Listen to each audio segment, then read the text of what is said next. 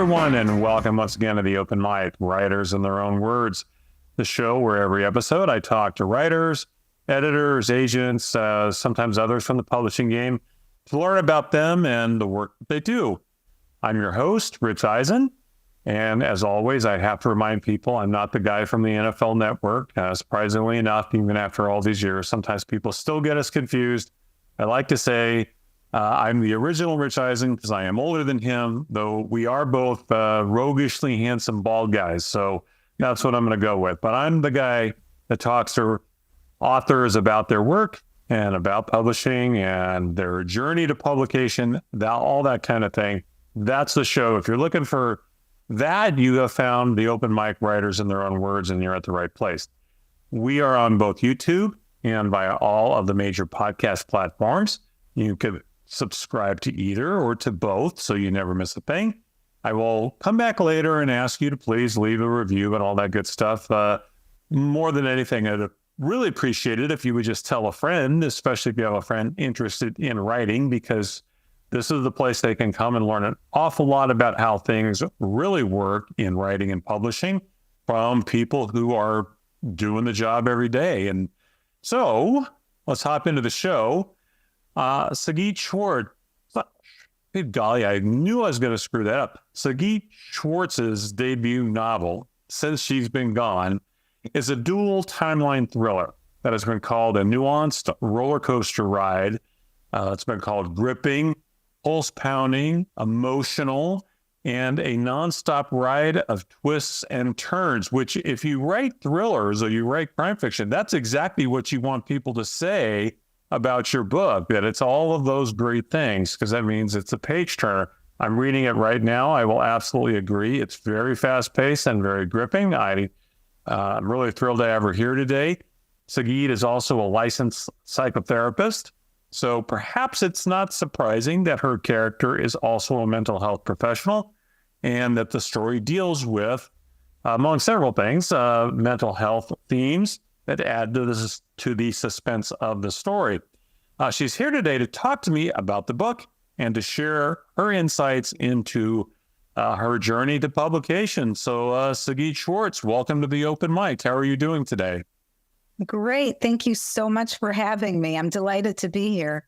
Oh, well, and I'm going to apologize to everybody. I'm a little mushy mouthed today. I've had some dental work in the last day or so, and I've been kind of battling back a migraine. So I hope I make sense today. I'm gonna just give myself a touch of an out today. But hey, the show must go on. So here we are. Let's get right to it. Tell us all about Since She's Been Gone. Since She's Been Gone, as you said, it's an emotional dual timeline thriller about a psychologist who is in recovery from an eating disorder and learns the mom she lost to a hit and run 26 years before might still be alive and keeping dangerous secrets. I'm not giving anything away because literally in the first 2 pages of the book, a patient shows up to her practice and says, "Oh, hey, your mom is actually still alive." So that is and then we're off. Yes, that's the thing they always tell you when you write these things. You got to jump in really quick and get. Yes. And so that was definitely opening scene. Opening scene, yeah, that was a Kickstarter for sure. I've noticed that a lot of the reviewers noted that the story deals with mental health topics like drug addiction and eating disorders. You are, of course, a licensed therapist, as I noted in the intro. And I've read where you have said you feel very strongly that mental health representation is really important in fiction. My daughter is also a mental health specialist, and so this is something that I feel strongly about as well. Tell me a bit about that and how you came to have an eating disorder as a pivotal plot element in this story. Well, eating disorders are a mental health issue largely left out of adult contemporary fiction, whereas you might see other types of mental health representation, depression, anxiety, bipolar disorder, addiction. When it comes to eating disorders, it's pretty scarce.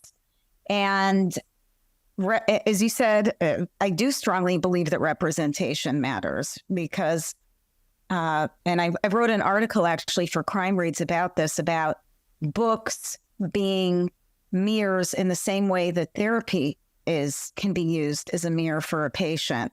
And when a person has a chance to see their experience in a book or see their experience mirrored back to them by their clinician, it can be a very healing experience. A person is left feeling less alone in their experience and what they're going through.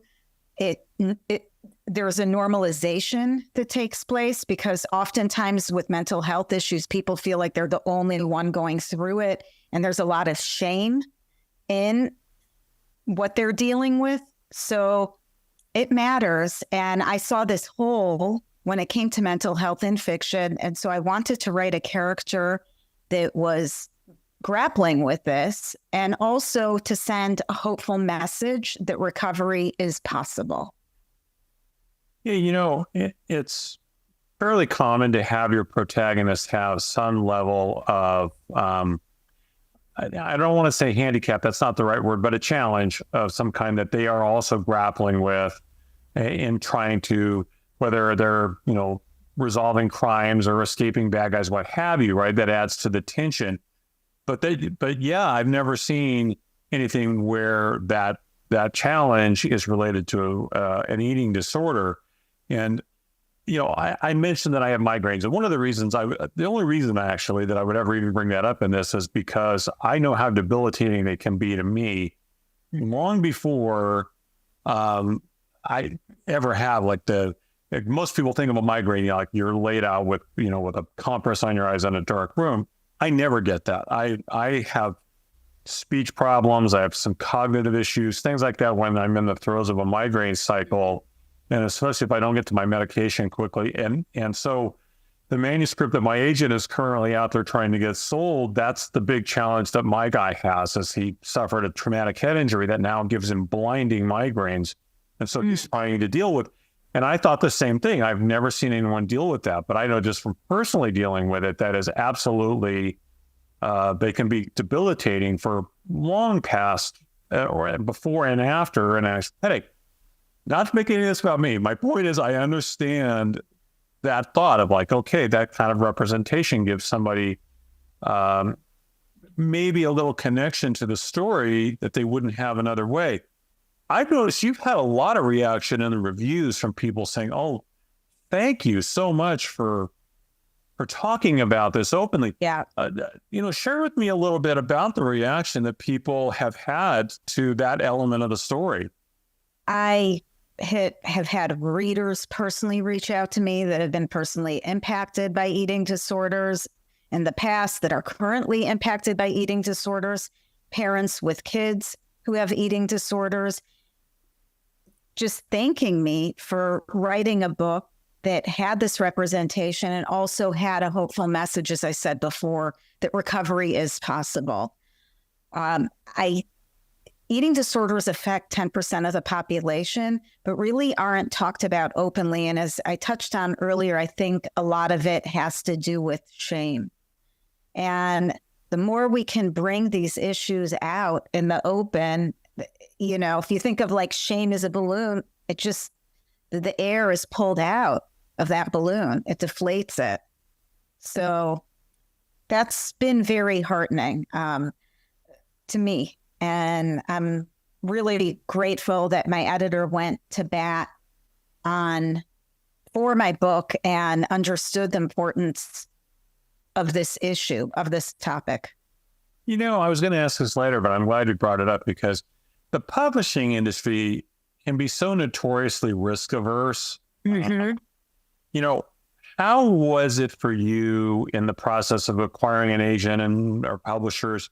Were they hesitant to tackle this subject? It sounds like maybe they were.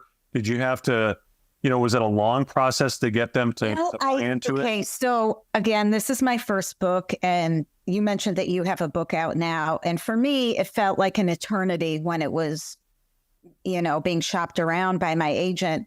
But from what I understand, it went very quickly.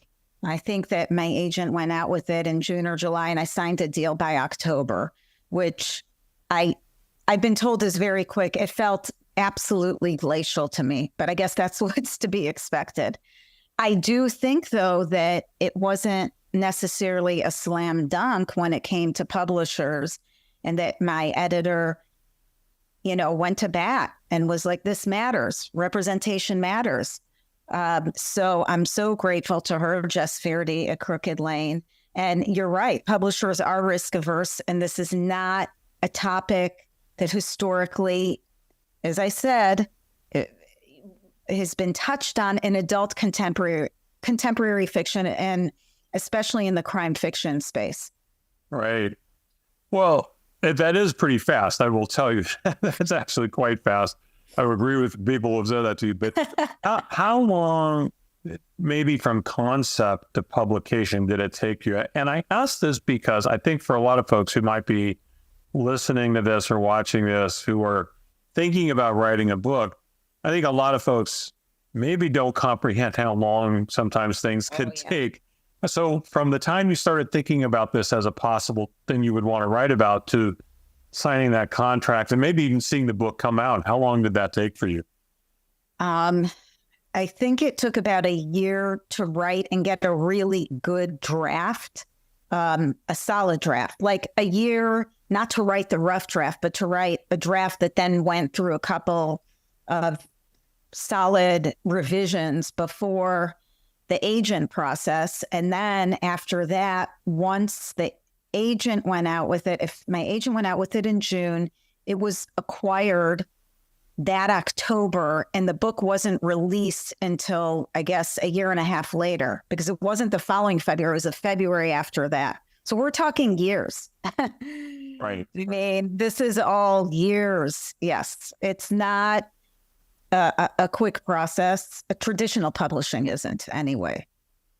Yeah. And I think it's one of the things that motivates some people to go to the indie route. And there's nothing wrong with that. I mean, it's certainly become a much more acceptable thing.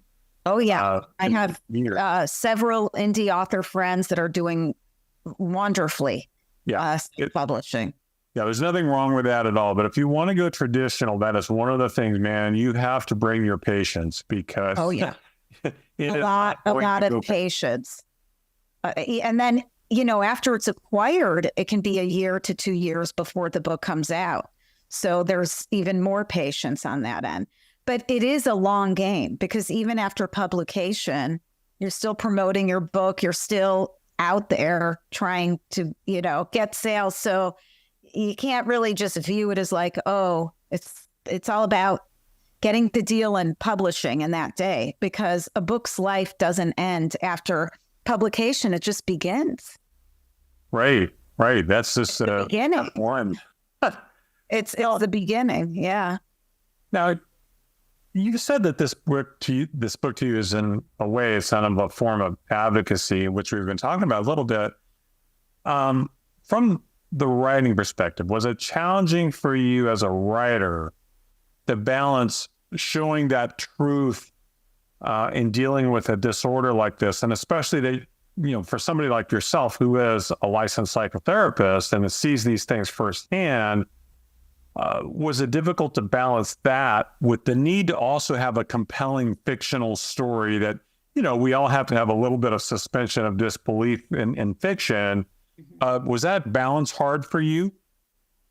Well, it's a dual timeline thriller. And in the present, my protagonist is on a hunt and trying to figure out what happened to her mom 26 years ago, who she thought died in a hit and run accident, who she buried. And so it's kind of this heart-pounding journey where that's the thriller aspect. In the past, she's a 15-year-old bereft teenage girl who just lost her mom and develops life-threatening eating disorder and goes to residential treatment for it. And so I think separating them out allowed for the tension to be kept in the present, and then in the past, the really visceral mental health representation. I have had readers told me that they've been invested in both timelines equally, and that it was like a thriller in two ways. Matt Whitten actually told me that, and I've had readers as well. Like, is she going to be able to recover? That's its own thriller. And then the other is what happened to her mom. So both storylines are intense and gripping, I hope. And I don't think that one is less thrilling than the other for that reason.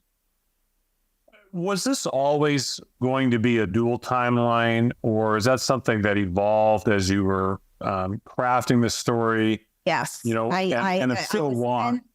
10 chapters in, it was only in present tense, but I found that half of each chapter, my protagonist was talking about the past. And the old adage in writing, show, don't tell.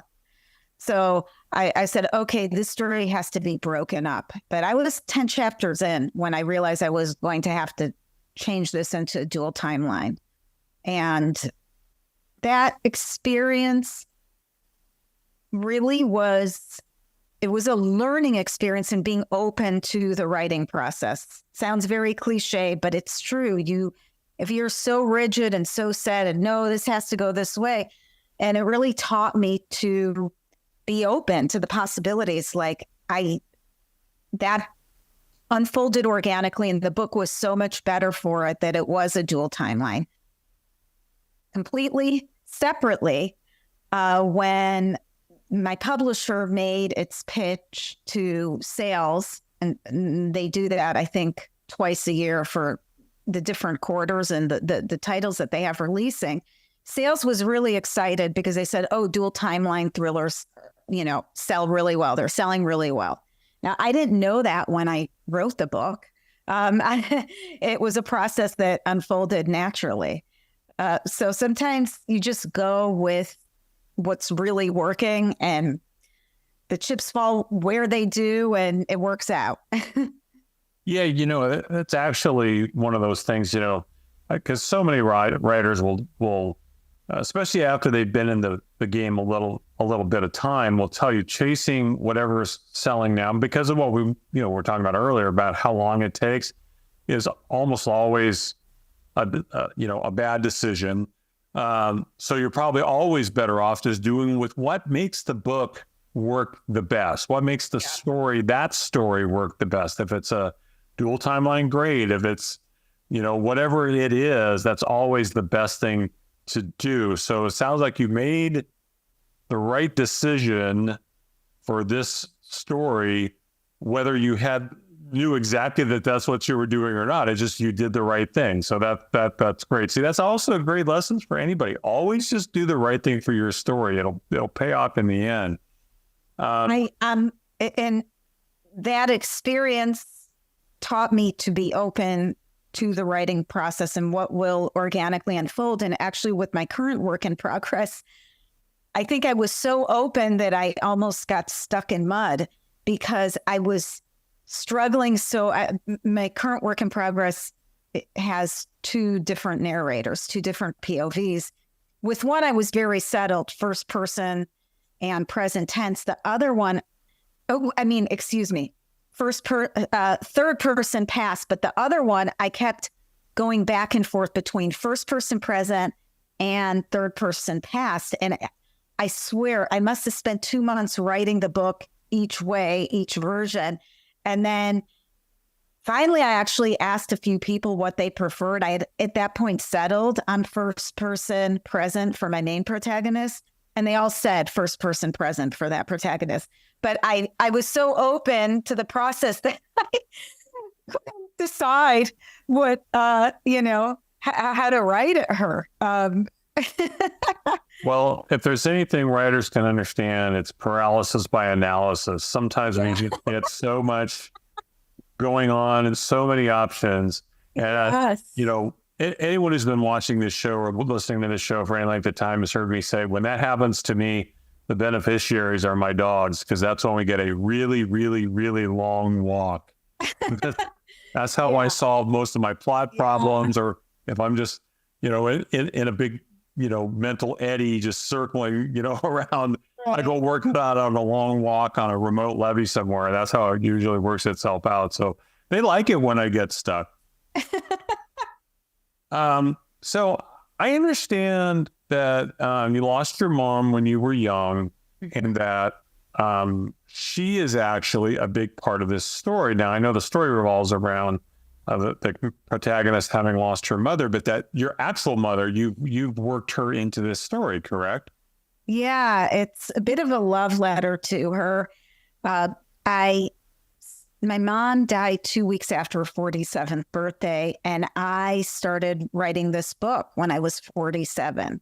And I sold it when I was 48, which was a year that she never had. And through the process, I just kept thinking, what would she have done with her 48th year? And so it really is a love letter to her. And the mother-daughter bond in the book is fierce. And that's what I had with my mom. I was blessed to be very close to her, although I lost her very young. And she is in the book. The mother's name in the book is Irene, which was my mom's middle name. The eulogy in the book is like 75% my mom's eulogy. The letters that the protagonist reads that her mom wrote her when she was a little girl were actual letters that my mom wrote me. So there's all of these touches. She's just infused in the book. And it brings me a lot of joy knowing that. Well, with that being the case, every writer must deal with reviews, or they can choose to not deal with reviews. But and the vast majority of the reviews that I've read for your book have been very, very positive. But it is impossible to put out a book and not have bad reviews. I mean, people hate Hemingway, and it's just how it is, right? How do you deal with reviews, either good or bad? Do you read them? And when it comes to any of the negative ones, do they discourage you? Do they motivate you? I mean, how do you deal with reviews in general?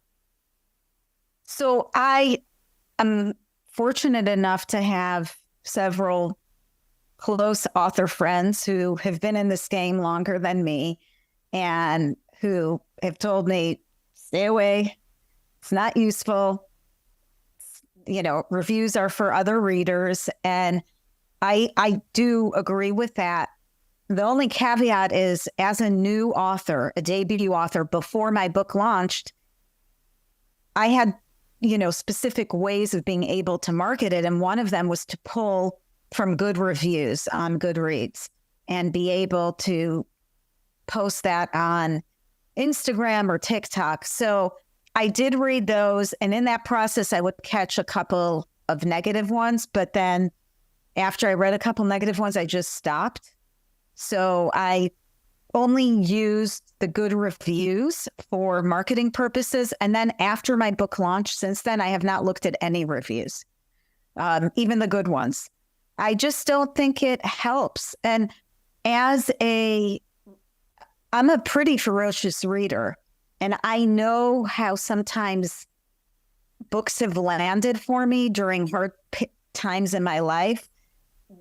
They landed in a way that they wouldn't in another time. So another time in my life. So even me as one person can experience the same book differently depending. It's art, it's like staring at a painting. You're all depressed and sad one day and you look at the painting.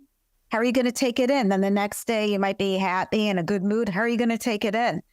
So just knowing these kind of intangible qualities of how we process and take in art, I just don't think it's that useful. So no, I have not looked at any reviews since publication, but I did before, just to be able to promote my book. It's a really good point, because, the example I always use, I read Danny Sugarman's book, No One Here Gets Out Alive. about Jim Morrison when I was maybe, I don't know, sometime in my teens. I can't remember exactly when the book came out, but and at that age, 17 years old or whatever, I thought Jim Morrison was the coolest cat that ever lived, man. I thought, oh my, he is absolutely a role model. Then I read it again, I think when I was in my early 30s and my daughter was young, and it was like, he is the biggest asshole I have ever could possibly imagine. Right. I would punch that guy in the face if he got near me, right? Because he's such a jerk, right? Yeah. So your point is so well taken. Where you're at any given time with anything, art, music, film, TV, whatever, even your own stuff. I mean, I think everybody. Yeah. You gotta right? be a lesson. But how many of us have gone back and looked at something we wrote, whatever, in our youth, even 5 years ago, and just cringed and said, geez, and we thought at the time it was brilliant. Even the publication process, after you get your deal and you have to go through all these revisions and multiple copy edits and proofing and reading it over and over. I love it. I hate it. I love it. That's your own work.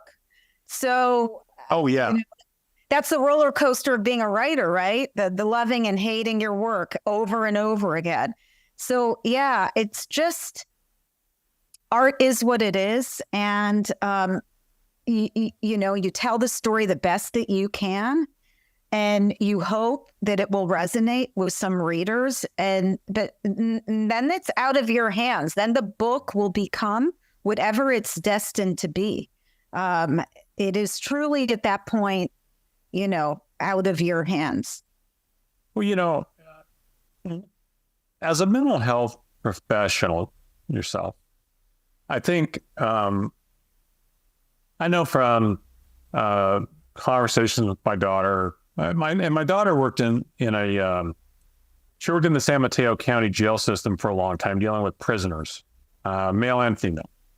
And I think one of the things that we see a lot in those situations, and you may or may not agree here, is a lot of people they have really bad self-esteem. I mean, obviously they've made decisions that have led them into, the circumstances they're in.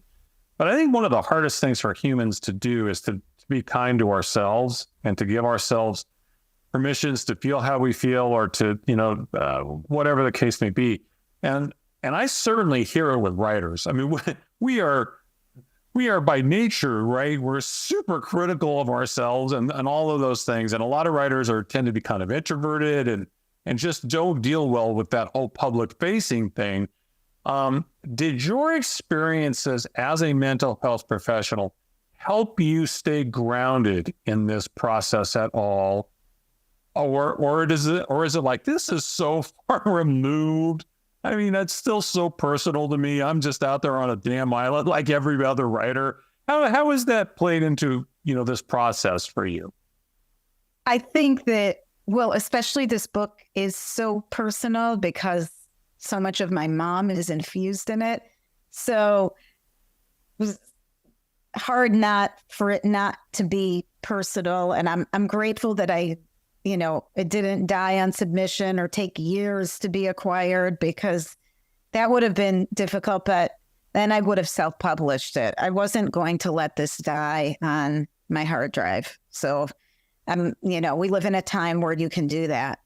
And, but no, I'm certainly not immune to all of the writer neuroses. I am not, despite my mental health background.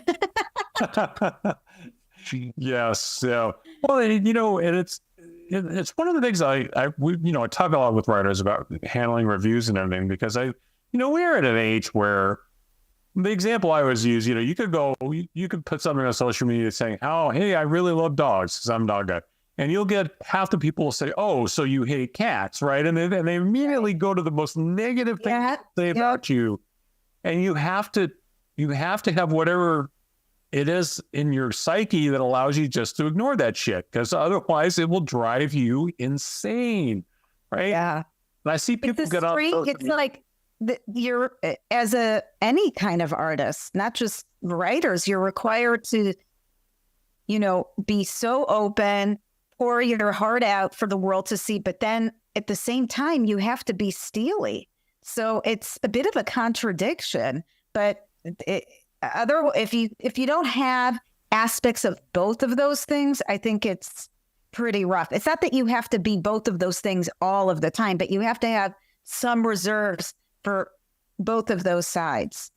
Absolutely. And, there's no requirement under heaven and earth that requires every person taking in art to understand it. If you don't understand it, go find something you do understand. That's my thought. And the person creating it, they created it. And if you don't like it, just move on to something else. No one needs your opinion. Well, all that being said, then, what's been the best part of all this for you? And maybe conversely, what's been the worst part? I think the best part has been connecting with other readers and other authors in my genre. I've met so many amazing people along the way. And I always say I'm a reader first before I'm a writer. So I love connecting with other readers. And that it's just brings me so much joy. I've done several book clubs, and that's been incredible. I just love geeking out and talking about books. And so it's like I found my people in doing this. In terms of the most challenging part, probably the whole being out on submission. Is it going to sell? Won't it sell? Am I going to be published? And all those fears and feelings that it elicits. You mentioned that you're right now out there, and it's that it can be tough, especially because it does move at such a glacial pace. So because reading takes time.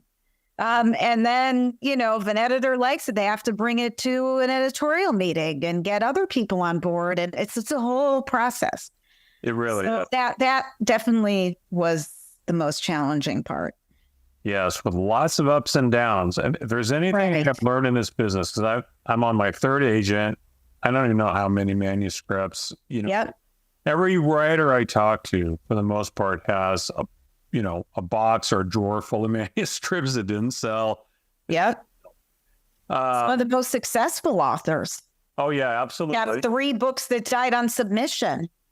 I listened to podcasts once of a woman who, one of her books, she had 4 editors interested, and they scheduled a call for an auction.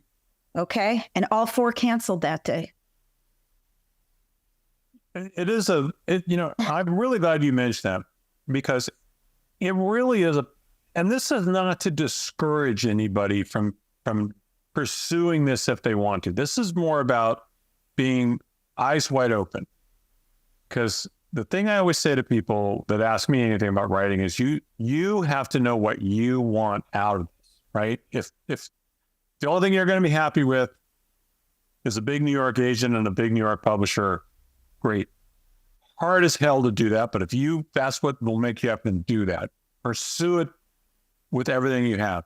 If you'd be okay with a small publisher or going indie, that's great too. There's no wrong answer to any of that. It's just for what it is that you want. But man, if you want the brass ring, you have to understand how strong the potential is for it to either take a long time or to not work out, because all kinds of things can happen. I have friends who have published, traditionally had very successful 3, 4, 5 books, and then the 6th one was like going into combat. It was just a war zone, right? Everyone's different. Every situation. It's a journey. It's like, this is the marathon. I mean, this is not a sprint. No. Yeah, totally with you. Well, we've mentioned a little bit of the social media thing here, and I often ask writers about social media because, again, I know that a lot of writers are introverted and they hate.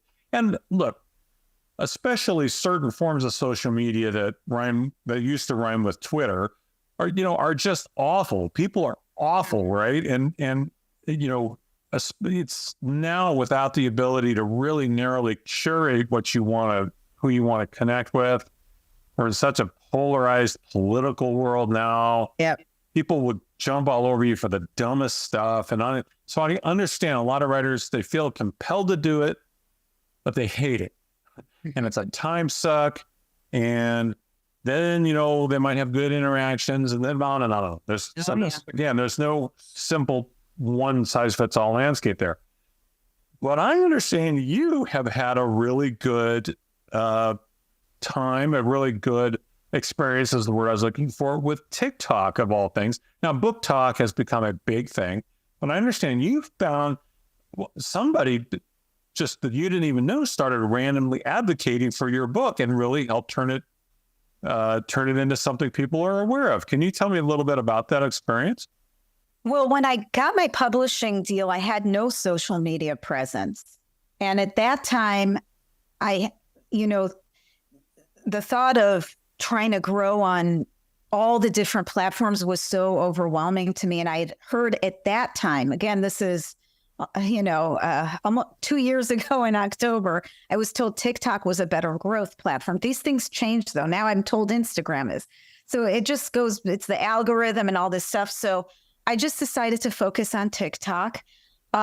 TikTok is much better for romance and fantasy.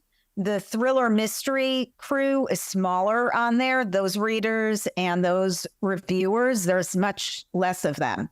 I think there's actually more of them on Instagram. So I started doing a lot on TikTok. And then I started focusing a lot on Instagram. Now I've been building up Threads. Threads is really taking off now because they have not monetized it yet. And so the algorithms, to me anyway, feels very wide open. I had a funny thing happen a few weeks ago where I did a post on Threads about Christy Nome. Her book was an Amazon bestseller pre-release. And so I posted on Threads that, I've never killed a dog or I think it was it a goat? She also killed a goat. I said, I never killed either of those. And my book is not a bestseller. And I had a picture of her bestseller banner on Amazon, picture of my rescue dog who has no eyes, and then a picture of my book. And Valerie Bertinelli, it came across her feed. She reposted and said, Sagit, I just bought your book. I can't wait to read it. And to all of her followers on Threads, and my book shot up in the Amazon rankings. And I love personally. I didn't even know Valerie Bertinelli was on Threads. I had always followed her on Instagram because I love her. I didn't even know she was on Threads at that point. So the algorithm can do funny things, and you never know what's going to happen. That's kind of the exciting thing about social media. You don't know how things can pop. So I, in terms of social media, I told my editor and agent, I said, given my age, I give myself an A for my social media marketing efforts. I said, if I were 25, maybe I give myself a C+. Because this isn't native to me. I did not grow up with any of this. It's all new. I've had to learn it all. So it's not like I'm fluent in any of these things. So that's why I give myself an A, mainly for effort. Now, my agent and editor disagreed. They said, no, you get an A, period. It doesn't, age doesn't matter. You just get an A. That's my take on it. I understand it can become a time suck. It can be overwhelming to do all of the platforms. And I've just kind of settled in on posting when I can and not being stressed out about it. I also really used it to promote my author friends' works, because that's the thing about this business.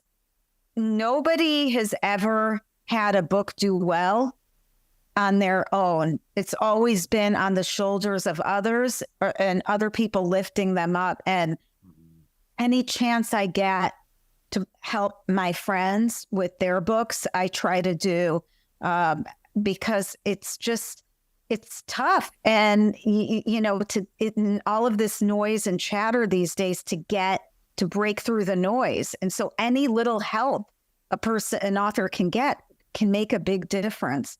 So that's also a focus of mine when it comes to social media, helping promote my friends' books, who I also think are very talented. It's not like, they're asking, me to promote something that I don't love. So it's easy. Well, yeah, you mentioned Matt Whitten. He's been on the show before. And, yeah. But, at that point, I think you said something there indirectly that I always, again, I want to emphasize to people. If you've never listened to my show before, I want you to hear this. As a consumer of social media, it drives me nuts when the only thing that an author puts on social media is a pitch to buy their book.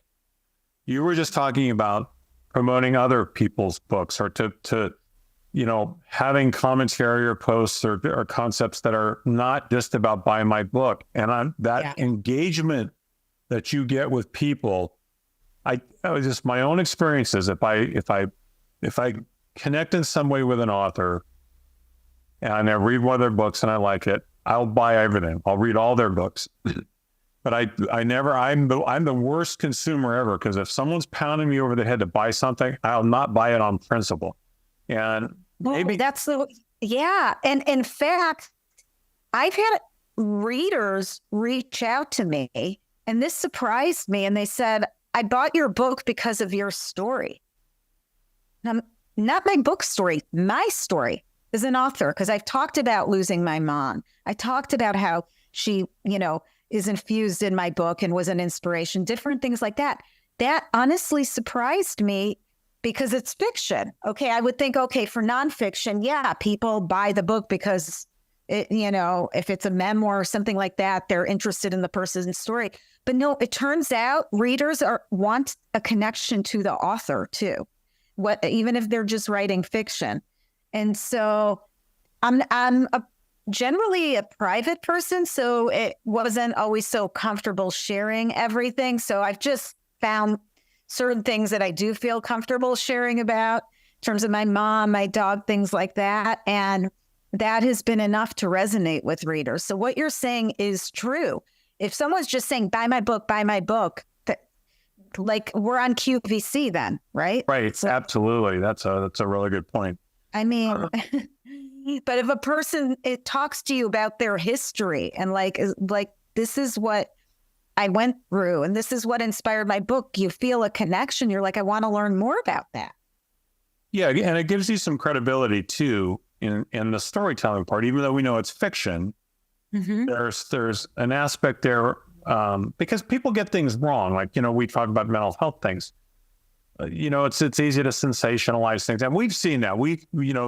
It's a whole other thread we're not going to get into, but, where people culturally appropriating other people's stories or right. Look, as an author, you ought to be able to write about anything as long as you can do it well, right? As long as you can do something and tell stories well, right? No one has to.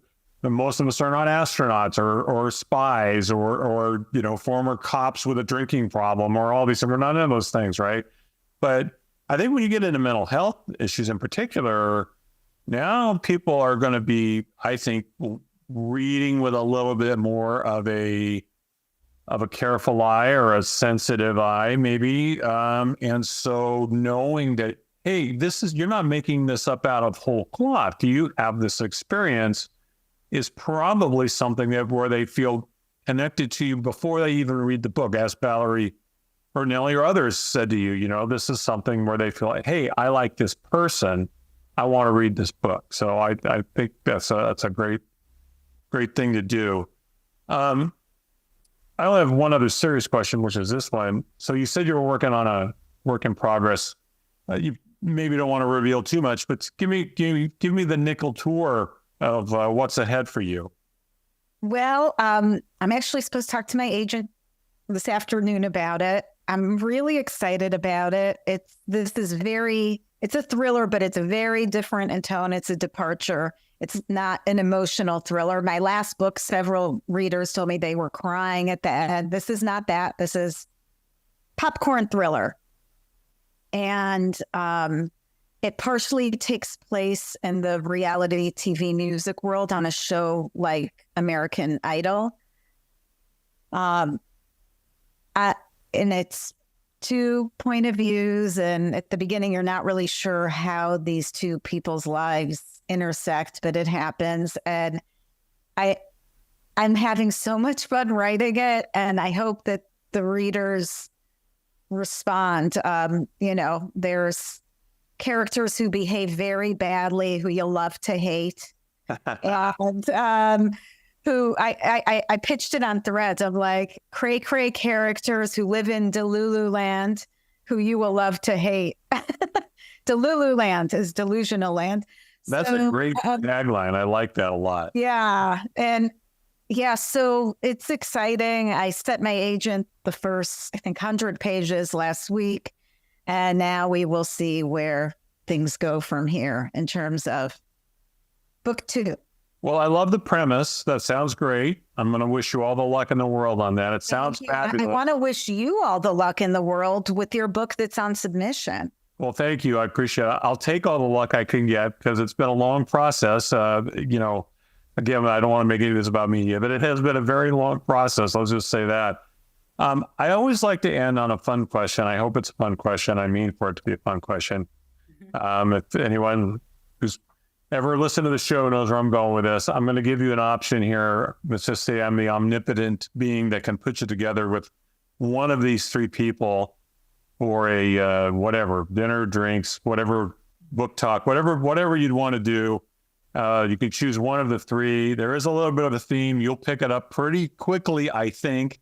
The options I'm going to give you are Anna Freud, Dr. Joyce Brothers, or Alan Arbus, who most TV fans will probably know much better as Dr. Sidney Freeman on MASH. I could put you together with one of them. Who would you choose and why? I think probably Freud. Anna Freud. I think I probably would go with her. I think that she would have a very interesting story to tell that is probably a lot of it, I suspect, has been largely lost in the history books. So I would just want to find out what really happened, if things really happened, Yeah. Oh, this Can you imagine living in the shadow of I mean, you say this all the time, but of anybody who's got a parent who is as historic and iconic as Sigmund Freud, and then she's so incredibly accomplished in her own right, and vast majority of people probably are not even aware. No, completely overshadowed. Absolutely. Yeah. And both by him and being a woman. Absolutely. Period. Both. Absolutely. I can tell you, I have never been asked that question in any of the 7 or 8 podcasts I've done or any interviews. Well done. Well, thank you. I appreciate that. I always try to find at least one somewhere in there. I don't find something you have not been asked before. It's getting to be a harder and harder task, though. It's like long, I've noticed. So that's usually the place where I could probably find it if I do enough of my homework. So, well, Sagit, thank you so much for coming on the show. Really appreciate it. It's been very enlightening. I feel like definitely, I think you've shared some things that I think would help anybody who is interested in writing or interested in reading. I highly recommend it. Like I say, I'm only about a quarter of the way through the book, but everything that I read in the intro is true. It's fast paced. It really, yes, thank you. It's right behind. I would have held up a copy, but I only have it on my Kindle. But yes, everybody, if you get a chance, check it out. Sagit Schwartz, Since She's Been Gone. And be aware, there are some other books out there since you've been gone. Not that book. It's called Since She's Been Gone. Check that out. And if you like, look her up on Threads. You can maybe get a little bit of it. Instagram, Threads, TikTok. All of it. TikTok. Yes, as I noted, she's definitely on TikTok. So I will come back one more time and say, if you haven't hit subscribe, please do that. Whether it's on whatever podcast platform you're following or on YouTube, which I love it when I see the folks on YouTube, because then you get to get the visuals here as well. Do me a favor, tell a friend, especially again, if you have somebody who's interested in getting into writing, wants to get a little bit of insight on what it's really like to try to do this, either for a living or just as a great hobby. I will say the best crowd of people I've ever met in my life are writers. There's no more supportive group of folks in any entity out there than writers. So, you'll probably enjoy that. For my guest, Sagit Schwartz, I thank her very much for coming on the show. I'm going to leave you with the same thing I leave you with every time. As I say, I mean it every time. Tomorrow is not promised to any of us. So please, whatever you're doing, make the day count. For myself, for my guest, Sagit, for myself, Rich Eisen, for my two crazy English setters who are around here behaving themselves in my office. This has been the Open Mic, Writers in Their Own Words. I'll see you next time. Take care.